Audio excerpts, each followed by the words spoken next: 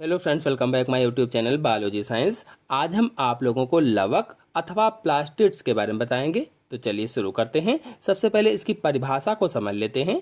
तो सभी यूकैरियोटिक पादप कोशिकाओं के कोशिका द्रव्य में गोल, अंडाकार या चपटी संरचनाएं पाई जाती हैं, जिन्हें लवक कहते हैं। यानी जितने भी यूकैरियोटिक पादप कोशिकाएं हैं उनके कोशिका द्रव्य में। देखिए, इस परिभाषा में कई इम्पॉर्टेंट पॉइंट हैं जो पूछे जाते हैं। जैसे ये जो लवक होते हैं ये सभी पादप कोशिकाओं में पाए जाते हैं। मतलब जो लवक हैं या प्लास्टिड्स हैं ये केवल सभी प्लांट सेल में पाए जाते हैं। जितनी भी पादप कोशिकाएं होती हैं उन सभी पादप कोशिकाओं में पाए जाते हैं। एनिमल सेल अथवा जंतु कोशिकाओं में लवक नहीं पाए जाते हैं। ध्यान रखेंगे, एनिमल सेल में नहीं पाए जाते हैं। और पादप सेल की किन कोशिकाओं में पाए जाते हैं ये भी ध्यान रखना है। पादप सेल की किन कोशिकाओं में? तो यूकैरियोटिक कोशिकाओं में। जितनी भी पादप वाली यूकैरियोटिक वाली कोशिकाएं होती हैं उनमें पाए जाते हैं। प्रोकैरियोटिक कोशिकाओं में नहीं पाए जाते हैं। जैसे नील हरित शैवाल पादप है, लेकिन इसमें क्या होगा, क्योंकि ये प्रोकैरियोटिक है इसलिए लवक नहीं पाया जाता है। यानी नील हरित शैवाल में, कवक में, जीवाणु में, इनमें लवक नहीं पाए जाते हैं। और लवक कोशिका के अंदर कहाँ पाए जाते हैं पूछा जाए, जो लवक होते हैं ये कोशिका के अंदर कहाँ पाए जाते हैं, तो इसी परिभाषा में छिपा हुआ है। कहा गया है कोशिका द्रव्य में। क्या कहा गया है? कोशिका द्रव्य में बिखरे पड़े रहते हैं, या कोशिका द्रव्य को साइटोप्लाज्म कहा जाता है। तो साइटोप्लाज्म में पाए जाते हैं। आकार कैसा होता है इनका? तो गोलाकार या अंडाकार या चपटे होते हैं। प्लास्टिड्स अथवा लवक की खोज हेकल नामक वैज्ञानिक ने 1865 ईस्वी में किया था। और प्लास्टिड्स अथवा लवक शब्द का प्रयोग सिम्पर ने 1885 में किया था। देखिए, प्लास्टिड्स की खोज या लवक की खोज हेकल ने की कब? तो 1865 ईस्वी में। और शब्द का प्रयोग किसने किया था? तो सिम्पर ने 1885 में किया था। अगर प्रश्न पूछा जाए कि प्लास्टिड्स अथवा लवक की खोज किसने की, तो बताएंगे हेकल ने की। कब की पूछा जाए तो 1865 में की।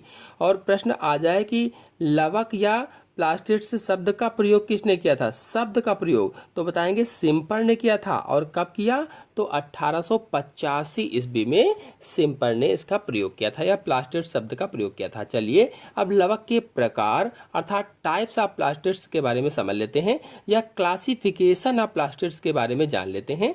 तो कार्य, वर्णक यानी पिगमेंट और गुणों के आधार पर लवक या प्लास्टिड्स को 3 भागों बांटा गया है। किसके आधार पर?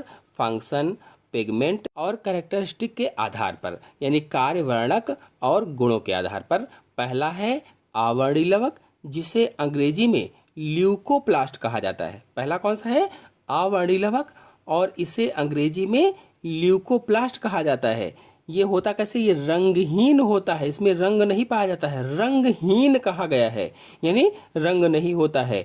और इनमें खाद्य पदार्थ स्टार्च, वसा व प्रोटीन के रूप में संग्रहित रहता है। जो भोज्य पदार्थ होता है वो स्टार्च, वसा और प्रोटीन के रूप में। फिर दूसरा है वर्णीय लवक, जिसे अंग्रेजी में क्रोमोप्लास्ट कहा जाता है। वर्णीय लवक को अंग्रेजी में क्रोमोप्लास्ट कहते हैं। और ये रंगीन होते हैं, यानी कलरफुल होते हैं, जैसे पीले, लाल, नारंगी। और ये फूलों और फलों का रंग जो होता है इन्हीं के कारण होता है। जो फूल रंगीन होते हैं, फल रंगीन होते हैं, आकर्षक रंग जो होता है उनका, ये आकर्षक रंग प्रदान करते हैं। कौन? तो वर्णीय लवक के कारण ही होता है। फिर तीसरा है हरित लवक, जिसे अंग्रेजी में क्लोरोप्लास्ट कहा जाता है। हरित लवक को अंग्रेजी में क्लोरोप्लास्ट कहते हैं। और हरित लवक है यानी इसमें क्लोरोफिल पाया जाता है, वर्णक या पर्णहरिम वर्णक पाया जाता है। और इसी वर्णक के कारण ये इसकी जो कोशिकाएं होती हैं वो हरे रंग की होती हैं। चूंकि पर्णहरिम पाया जाता है, क्लोरोफिल पाया जाता है, इसलिए इसकी कोशिकाएं हरे रंग की होती हैं। या कह लीजिए कि ये कोशिकाओं को हरा रंग प्रदान करता है। और सूर्य के प्रकाश के द्वारा यानी प्रकाश संश्लेषण क्रिया के द्वारा भोजन का निर्माण भी कर लेता है, कार्बोहाइड्रेट का निर्माण भी कर लेता है। तो आवरणीय लवक, वर्णीय लवक तथा हरित लवक यानी ल्यूकोप्लास्ट, क्रोमोप्लास्ट और क्लोरोप्लास्ट के बारे में आने वाले नेक्स्ट वीडियो में अलग अलग करके डिटेल से अच्छे से सरल भाषा में आपको समझाएंगे। चलिए अब लवक के प्रमुख कार्यों को समझ लेते हैं, अर्थात फंक्शन ऑफ प्लास्टिड्स के बारे में जान लेते हैं।